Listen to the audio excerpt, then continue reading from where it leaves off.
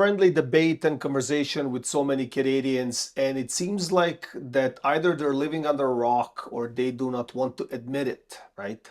They don't want to admit that we're actually breaking down. Yes, so many woke up, so many are seeing the actual headlines and the graphs and whatnot. But what is truly going on? I mean, like, I believe technically it's fear, right? Because they have accumulated so much. They're going through their phases or they went through phases. And now they're like, oh, someone or somewhat or somehow something will fall down from the sky and help everyone clear their debts, clear their bad decisions or their impulsive decisions that they have made, right? So I also spoke to the younger generation, the new generation, all looking at their dads and moms and how they were claiming back in the day that they're uneducated and they didn't know that this and that and the other and they had no sense of business, right? And now they're in that position, right? Like the Portuguese families, Italian families, European families, Asian families, all across the globe, right? Those kids have seen their parents work. They chewed as much as they could, but eventually, with hard work, they paid it off. They worked multiple jobs and whatnot. Now those kids, however, now they got the opportunity, right, to explore more, right, to gain more, and it seems like that particular gap, right, like got them to better results. I would say in the new era, better results, more depth, and in a short period of time, it got them somewhere, like visually got them somewhere, right? So with one couple, I was actually speaking and we were kind of debating a little bit, and I said, well, you know what? Nowadays, real estate became like a yacht, right? Like it became like a boat. And many boat owners know exactly what I'm talking about. It's a huge anchor, creates so many holes in pockets, and they're expenses when it comes to boats and yachts, especially and whatnot, right? So, same thing. Many of these young folks went into these big luxury items, real estate items, like almost like a yacht item, right? And then they're like, working all day, all night. They have no life. They don't even socialize. They cannot meet like the ends. They cannot meet at all, right? And everything else is becoming expensive. Yet somehow they're hoping it will be cleared. So, in my opinion, like we did not hit the bottom yet at all. And by the time we hit the bottom, nobody knows, right? And the real bottom is measured when we see the graphs go up, then we can measure the bottom. And it takes time, right? Like some people are judging the bottom and the highs based on weekly basis or short period of time, but like we need proper, couple of quarters until we see that the market has stabilized, right? So getting back to the story, they like the losses that these folks have seen are, hundreds of thousands of dollars, and yet they don't believe it, right? And I'm not here to make them believe or not. Like, I mean, like, it doesn't matter. I mean, if the market is pushing, $1 million for your property today and it used to be $1.4 million, well, you just technically lost $400,000 if you sell, right? And if you keep, there's the other mathematical equation, whether you're paying interest only, whether on variable rates, you're requalifying for your mortgage, your taxes are probably rising, utility costs and everything else, right? So it's not only one segment, right? Like if you're really putting the total down, then the numbers are completely different, right? So I think another big factor is the historical shifts and movements. Like, in 2007 and 8, We know exactly what happened to the United States. We have seen that the decline was sharp, man, like sharp as a knife, right? And if you're following the same graphs for Canada today, it's kind of doing the identical trajectory. It's just taking a little bit longer than it used to happen back in 2007 and 2008, right? So, yeah, back in the day, we were pointing fingers and we were saying, like, hey, look, our neighbors in the south there have no idea. They're over leveraged, overspending, over this, over that. Like, we were making fun. And now we're in the position we did the same thing and worse on top of that, right? And now we're in the position and we cannot just, it doesn't get because most of the young folks did not lose money. Like, I'm not talking like you lose 20 bucks, 10 bucks, like losing something that they recover over a weekend, right? Like, we're talking generations of savings are lost like that. Most don't realize. And the problem is that today they're calculating, I believe, the wrong things.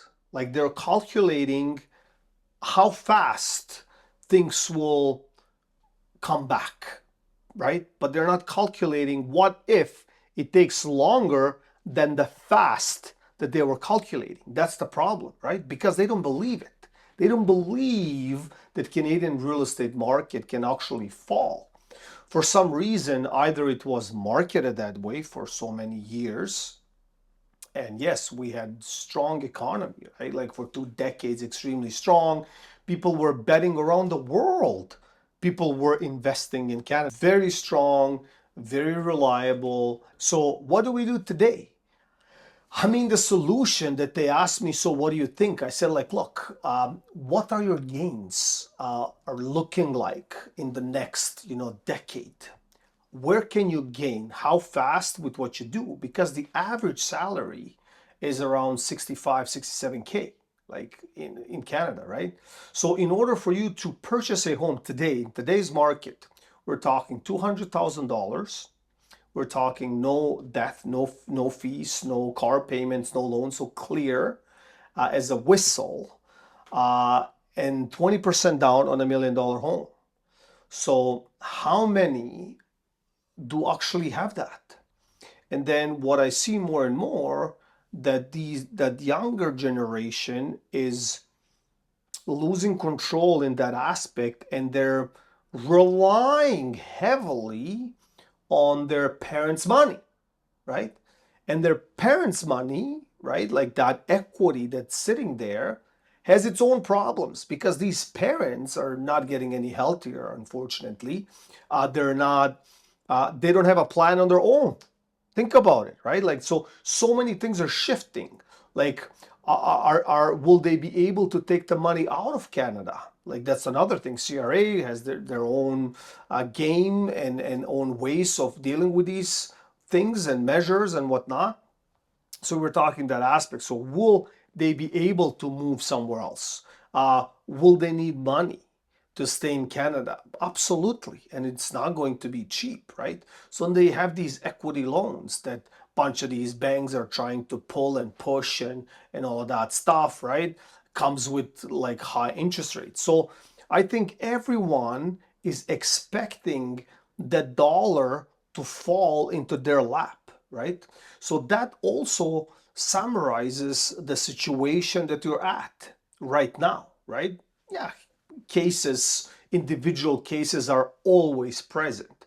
But if I asked you 15 years ago, that wasn't the case. If two young people were employed, right, like they finished grade schooling, they worked hard and whatnot, like the chances are 95% that they are able to buy a property, right? Maybe not the pristine neighborhoods or communities that they're hoping for, but look, like they'll be able to buy it, right?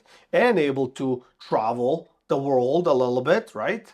And take the winter break and buy presents and all of that stuff, right? So And important, not expect that inheritance money to fall into their lap today, right? When it happens, it happens.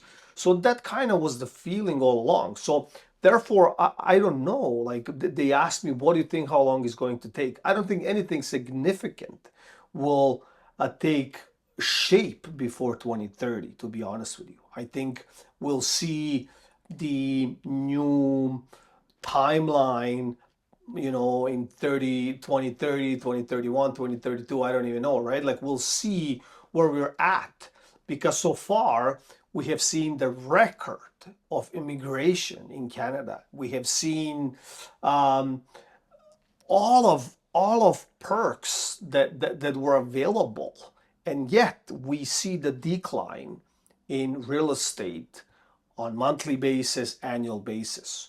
So it shows that the bubble already burst, right? Like what else can they do? And yes, another question someone asked me in the comments the other day.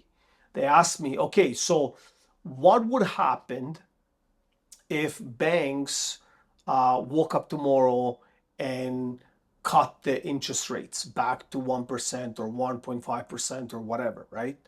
And the answer, from my personal opinion, is simple. Look, it would definitely spark real estate back. It would ignite it.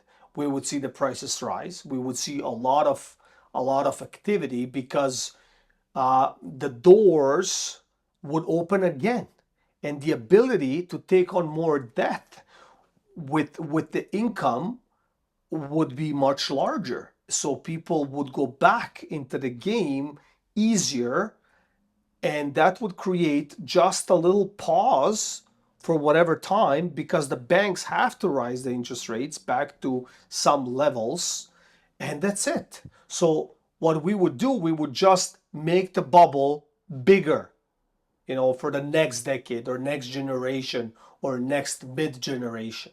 So that's pretty much where I personally stand when it comes to interest rates, because people are not that reasonable when it comes to evaluating how the money works, right? Like they do not understand. And over the years, like these decades, most people did not even know how to calculate, or they were not aware that some of these properties came with bills. You believe that? Like some of these kids didn't know that they will, like they have utilities they have to pay, right? And taxes. Like I remember one couple, they said, we have to pay taxes, property taxes. We bought the place. What are you talking about? Like, yeah, exactly. You have to pay, right? You're an owner, right? And then the mortgage and how that works, and that they had to renew the mortgage. I think at that time it was 5 years. So they didn't understand that, right? So I think lack of education and how that works. So I hope you gained some value. Thank you all for watching, clicking, liking, subscribing, and sharing. And I'll see you in the next one.